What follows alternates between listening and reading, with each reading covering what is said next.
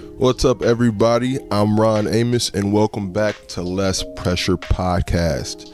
First off, I really want to say thank you because I put out episode 1 last week, and so far it's been very, very well received, and I'm happy because that's something that I really put a lot of work into, and I also did not know how much work it took to make and create and produce a podcast. So I put a lot of time and energy. We're now on Apple Podcasts. Last week we were only on Spotify, so we got that going. And hopefully in the future, I'm able to extend this out into more streaming services so that everyone can enjoy the podcast. But it is also free on Anchor, so there. And we also got it on YouTube, so we're everywhere so far. So a little bit about what's going on with me this week. It has been a long week for me. I am very, very tired right now, with dance rehearsals and stuff like that. I went to a concert last night. I went to see Omar Apollo. Omar Apollo is one of my favorite artists. He actually made it onto my Spotify Wrapped this year. That's crazy. So it was like I got my Spotify Wrapped last night or yesterday, and then last night I got to go to his concert. So that was pretty cool. And if you care, honestly, my top artists on Spotify this year were Dominic Fike, Marky Basie, Umi, Omar Apollo, and Dejan.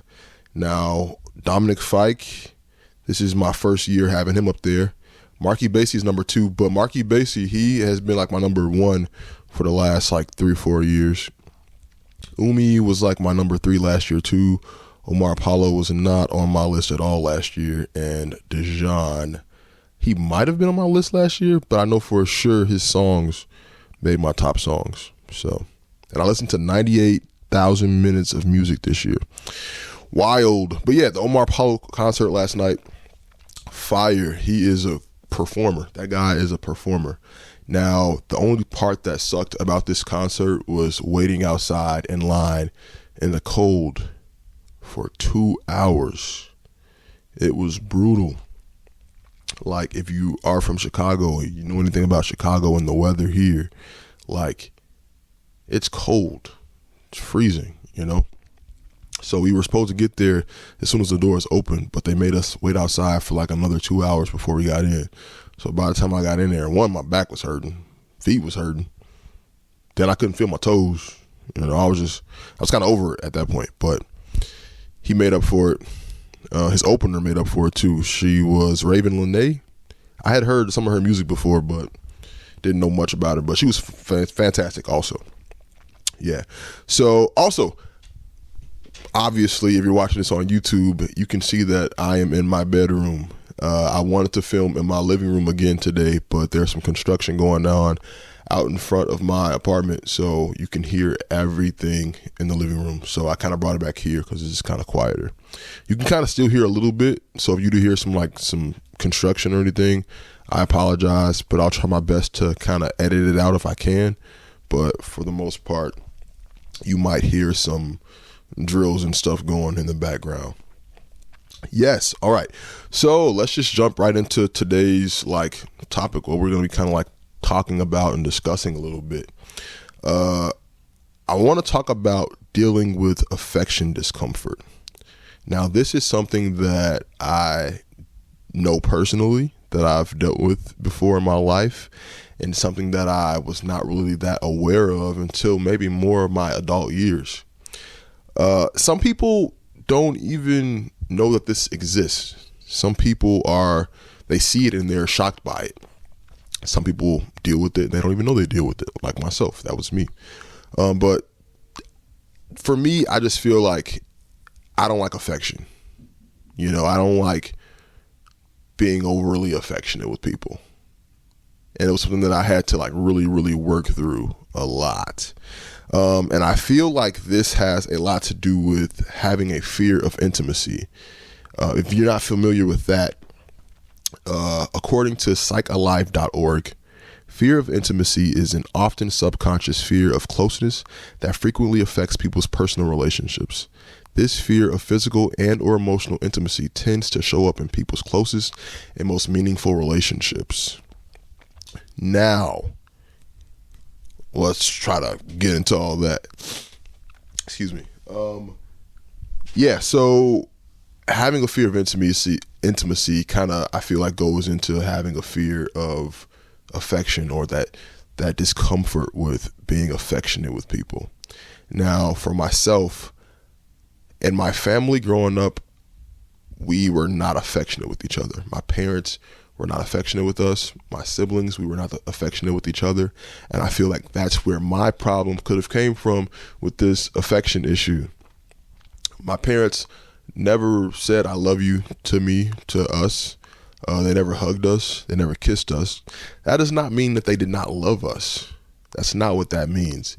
It just means that they showed their love in different ways. So my mom, when I talk to her sometimes, she tells me that the way that she showed us love was by her going out and working for us, like going out and bringing home money so that we can have food and clothes on our back and things like that. So for her, that was her way of saying, I love you.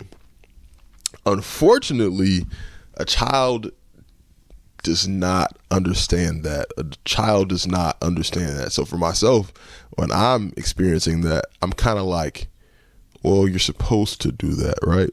I'm like, you're going to go to work regardless if I was here or not. So I need something that's more directed towards me. It didn't feel like some kind of grand gesture for her going to work every day, because I'm like, well, you'd go to work even if you didn't have kids, I would hope. So it's, for me, those types of things were like not really understood by me. And I'm not upset with her for any of that. We've had discussions and we've talked about all this stuff before. But just as a child, affection, love, hugs, all those things, I feel like they're kind of needed for children to feel safe, to feel, loved, to understand what love is and what love feels like. So that when you get up into your adult years, if a stranger hugs you or tells you that they love you, you're not looking at them like, what do you want from me? Or what's your problem? Because that's kind of how I got to that point where people would, I'm okay with hugs. Don't get me wrong. I'm okay with hugs. But if a hug goes past like a regular, like, hey, how are you? Hug, boom. If it goes past that, if it's like a long, tight hug and it feels like it means something, that's when I get uncomfortable, and I'm like, I need you to let me go. I need you to get off me. What are you doing? Back up, So, yeah, I just don't feel comfortable with that most of the time. I do now. I'm getting more into it. I'm getting more out of that stage, but hugs definitely were one of those things. So, going back, for children, I feel like children need specific things to feel good, to feel loved, to understand what love is. And I think that I was reading the 5 Love Languages, the book, and he said something about children having a love tank. And if the love tank is not properly filled, then the children tend to act out or behave differently. But a child that has a full love tank, then they typically behave better, or something like that, or something along the lines of, a child having a love tank and they having these needs that need to be fulfilled as far as love and affection and things like that, to be a proper, I don't know, maybe to perform properly as a lover. I don't know. That doesn't even make sense, but you get what I'm trying to say. We have a love tank. Even as adults, I feel like that needs to be taken care of. So, with that all being said, I did not realize that I had this problem until maybe I was probably 21, I want to say, and I was at my job, and I think that I was on the phone with my mom, and I just had a conversation with her, and we were talking for a couple minutes, and then the conversation was over. And then once the conversation was over, he was like, all right, bye. And then we hung up. And it was very like, all right, the conversation's over, good, hang up, boom, that's it. And my coworker, she kind of looked at me like, what was that? I'm like, what was what? Why did you hang up like that? Hang up like what? You didn't say I love you. You didn't say, anything like that. And I was like, no, of course. Well, we were just on the phone. Why do we need to say I love you? We're just on the phone. She was like, that's what I say to my parents. And then we started asking other people. They're like, yeah, I say I love you to my mom once we get off the phone. I'm like, well, I don't even say I love you to her, period. So why would I say it to her on the phone? And then we got more into it and it was like, wait, my family, we really don't exchange I love yous. I don't think that we ever have. And that's when the whole thing, the wheels started turning for me. And I was like, oh, wait, other people do this and we don't do this. And it's almost like I wouldn't know. Like, how would you know if you've never experienced it? You know, you wouldn't know that it was like a common thing for other people. And so that's where I started to realize that, wait, maybe that's why I am the way I am sometimes, because I didn't come from an affectionate household. So obviously this affected my dating life also, because dating was cool, but let's say you find a partner and then they're like dope, everything is cool, fine, dandy, whatever, but then emotions start getting involved. And if you're not an affectionate person, or if you don't know how to handle or deal with affection and it makes you uncomfortable, someone's emotions or having feelings for you might scare you away. And obviously that's what happened to me. I was dating, and then as soon as like the affection started to kick in, it was like, whoa, this isn't just like casual or whatever. This is like, ugh, this is icky. It feels weird. Ugh, I don't like it. Get it away from me, you know? Like hand holding, if it felt too personal, like it felt too like meaningful, I'd like, I don't want that. Don't touch. You know, I try to pull away, and that really messed up a lot of things for me, you know? And it also has a lot to do with like trust issues. I feel like you can't trust someone to be affectionate with you. How can you have a good, healthy relationship?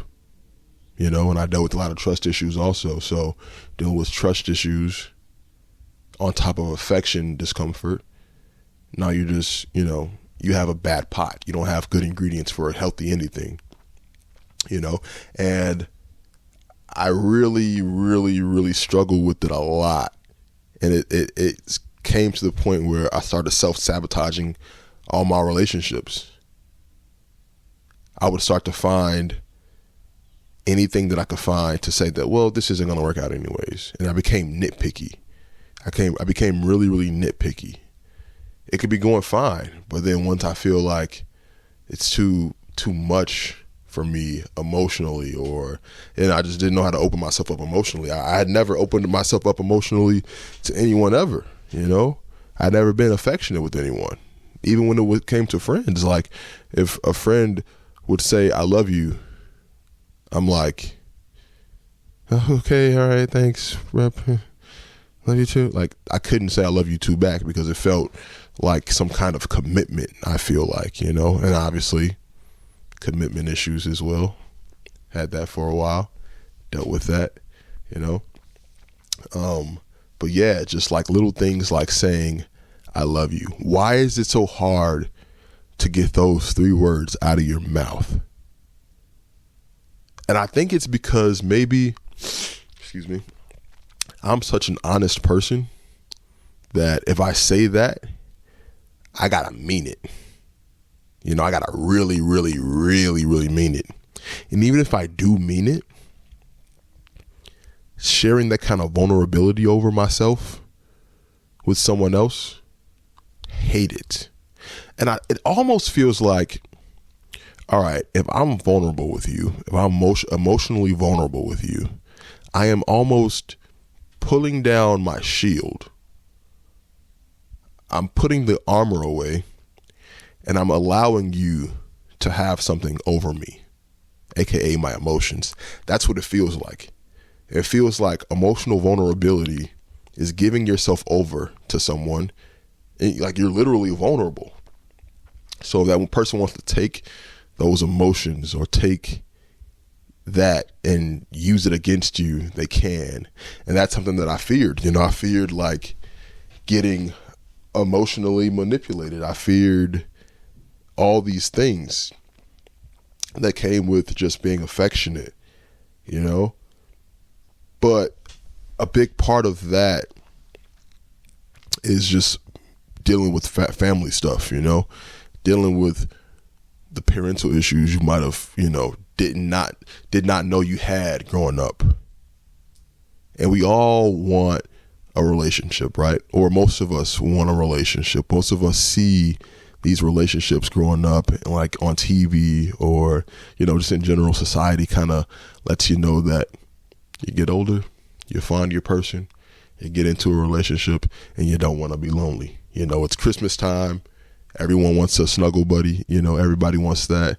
So go find your relationship. And so, yeah, it's like, I want that, but am I capable of achieving that when I can't even say I love you to someone that I actually love, And I think about it right now. If I were to sit down with my mother, sit across from her, look her in her eye, and say, I love you, I think that I might cringe a little bit. I think I might be, I might get a chill down my back from how uncomfortable I am. Just because that's just never something that we've ever done. And looking back, do I wish that I had that? I want to say yeah. I think I want to say yeah. Who doesn't want that though? Who doesn't want a loving, and not to say that it wasn't loving, because my mom definitely loves me and all my siblings, but to feel it is a different type of situation. To feel, to understand, to know with every fiber in your body that you are loved. That's something that, I'd do anything for. Imagine being a child and your mother coming in to tuck you into bed and just saying, I love you, good night, a little kiss, Imagine the comfort or like the safety that you'd have to feel, And I kind of didn't have that. So I think that I started to provide myself with all of that safety. I didn't get the safety from a parent. So I kind of put on this defense, this armor to protect myself. If you can't rely on someone else to protect you, then I guess you gotta start protecting yourself. I think now that I've been very, very aware of all this, I really just had to come to terms with all of it. And that's a big part of like healing from it and understanding and moving on. I've been doing a lot better when it comes to dating and things like that, when it comes to affection, because now I know that I have an affection problem, right? And so sometimes what I'll do is I'll allow myself to be affectionate, even if I'm so uncomfortable, even if I'm cringing, even if like every molecule in my body is like, ugh, I hate this so much. Allow it. I just allow it. Because eventually with time, I would hope that it stops feeling like this weird feeling, and it starts to feel like, okay, I can relax now. Maybe this is more safe, or it starts to feel safe. I want it to feel safe. I want to feel okay. I don't want to feel like giving control over to another person over my emotions and things like that. I don't want to feel that kind of pressure. I kind of want to feel safe. We all want to feel safe, don't we? Don't we all just want to feel safe and like out of harm's way? I think that's what we all kind of want. So yeah, coming to terms with it was a big thing. Also therapy, obviously. Therapy helps with most things when it comes to like trauma or healing from childhood things and learning about yourself. Therapy helps a lot. And acknowledging, like if you're dealing with this, and if you're dealing with these types of intimate issues or affection discomfort, acknowledging is literally the first step into growing out of it, into healing that part of yourself and moving on. You can't heal from something that you don't even know is there. or that's a problem, or it's a trauma that's you have. You can't heal from it if you don't acknowledge it and you're not aware of it. Becoming aware of our traumas is very, very important. And I don't want to make it out to be like, I'm traumatized because I didn't get an I love you. But in a way, I'm kind of like, I suffered a little bit because of it. You know, I didn't really get to live the life that a lot of people get to live when it comes to being affectionate with people. That's something that I would have wanted, to be affectionate or to have less discomfort when it comes to those things. Imagine getting married. Jesus Christ. Imagine getting married and you can't even be affectionate. How are you going to read your vows in front of all those family members? I'd probably start cracking up laughing. My vows would probably be filled with a lot of jokes because of how uncomfortable I would be having to say vows and being that like vulnerable and emotional with the person. Wild. So if you want to change and if you want to come out of that emotional discomfort situation, I say try to let your guard down a little bit more. Understand that it's okay to be vulnerable, to be open. But also if you have a partner and you deal with those types of things, I think that the most important thing is to be honest with them. Let them know that you're not all the way there when it comes to healing that part of yourself, and that you might need a little time to grow, but you definitely want to change and you want to make the effort and you want to take that time to be better for them and for the relationship. Be honest with them. Let them know. And if they love you, they'll understand and they'll help you. You know, they won't force you to hurry up and be more how they want you to be. When you love a person, you have patience. You know, you give them their space, you give them their time, you give them what they need to be better for them and for you and for the relationship and for their well-being. Just be honest with your partners. And if you don't have a partner and you want to be more affectionate and you want to learn how to be more affectionate, I'd say maybe start with your family. Start with your family. Start with saying I love you to your mom. If you don't say that to her now, I say start hugging your siblings. Start showing them appreciation. Start being vulnerable. Start giving them hugs and letting them know how much they mean to you. Start there, you know, and work your way out of that. And that's something that I think that I also have to work on doing more proactively is the family part. The family part, that's the one that I think I need to work on the most, because to this day I still can't tell one of my siblings that I love them. That's a tough one, you know, and I do. I love all my siblings. I love every last one of them and my mom. I love them all. But to say it, that's a whole other thing. That's a whole different ball game to let my shield down, because we're all so tough with each other, right? We all want to be strong around each other, but to let that shield down and let them know that they matter to you, whew, that's something.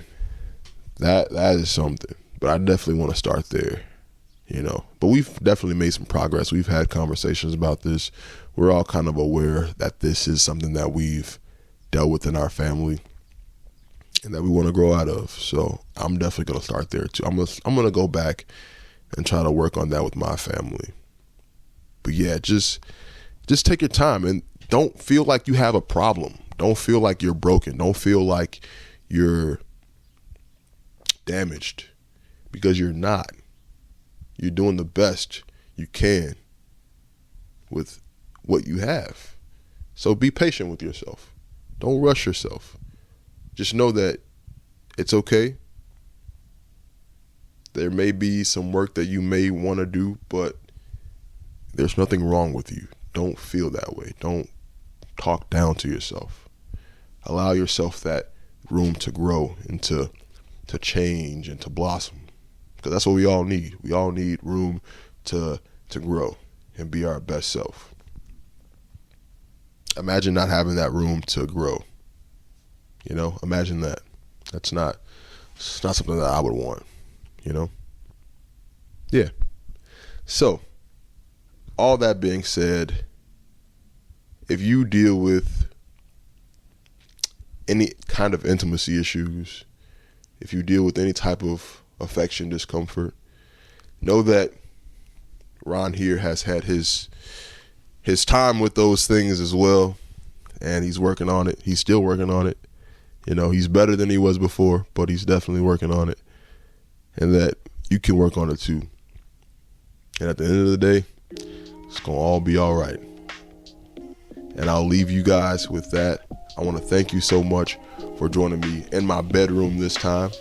It's a little different than the last episode, but I still want to thank you for tuning in and checking out the podcast. If you can, please follow me on TikTok. I got a TikTok account for the podcast now. I also have an Instagram page for the TikTok now. You guys can not an Instagram page for the TikTok, an Instagram page for the podcast now. So if you guys want to connect with me through there, please follow those links. I'll have them, linked in the podcast and in the YouTube link. If you want to send questions or send comments or send any kind of anything, just hit me through a DM, And also don't forget to rate the podcast. That's going to really, really help me out getting started off. And let me know what you're liking about the podcast. Let me know what you want to talk about next. Let me know if you've dealt with this before. And that's all I got for you. So thank you so much for tuning in, and I will see you next time. Peace.